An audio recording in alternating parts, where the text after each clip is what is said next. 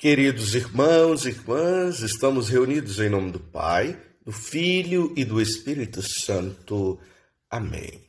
Segunda-feira da 7ª semana da Páscoa, 17 de maio. Nós estamos na semana da unidade dos cristãos. Precisamos rezar muito para que isso aconteça de fato.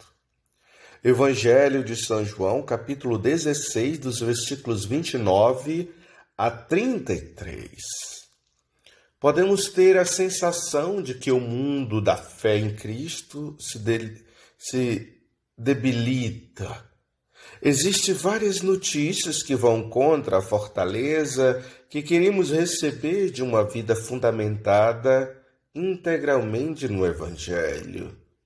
Os valores do consumismo, do capitalismo, da sexualidade, do materialismo estão em voga e encontram tudo o que suponha por si sintonia com as exigências evangélicas.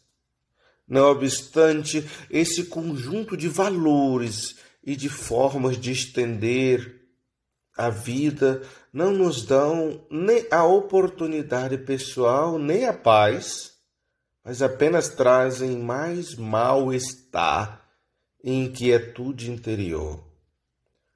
Não será por isso que hoje as pessoas que vão pela rua enferrujadas, fechadas e preocupadas com o futuro, que não veem nada claro, precisamente porque o hipotecaram ao preço de um carro, de um apartamento ou de umas férias que de fato não se podem permitir? As palavras de Jesus nos convidam à confiança. Eu venci o mundo. Quer dizer, pela sua paixão, morte e ressurreição, alcançou a vida eterna, aquela que não tem obstáculos, aquela que não tem limite e superou todas as dificuldades.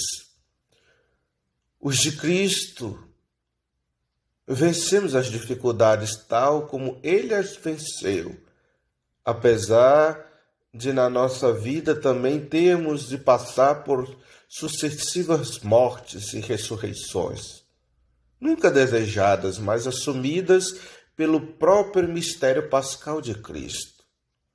Por acaso não são mortes a perca de um amigo, a separação da pessoa amada, o fracasso de um projeto, as limitações que experimentamos por causa das nossas fragilidades humanas? Mas em tudo isso somos mais que vencedores, graças àquele que nos amou primeiro.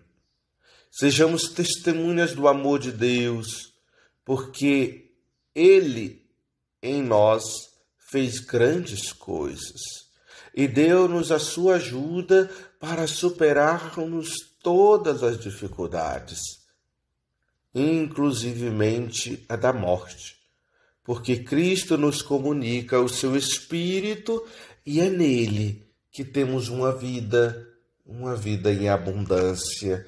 Só em Cristo os milagres mais improváveis acontecem.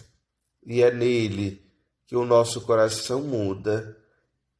O maior milagre que deve acontecer hoje, primeiro, é crermos que o Senhor ressuscitou e está conosco o tempo todo e todo o tempo.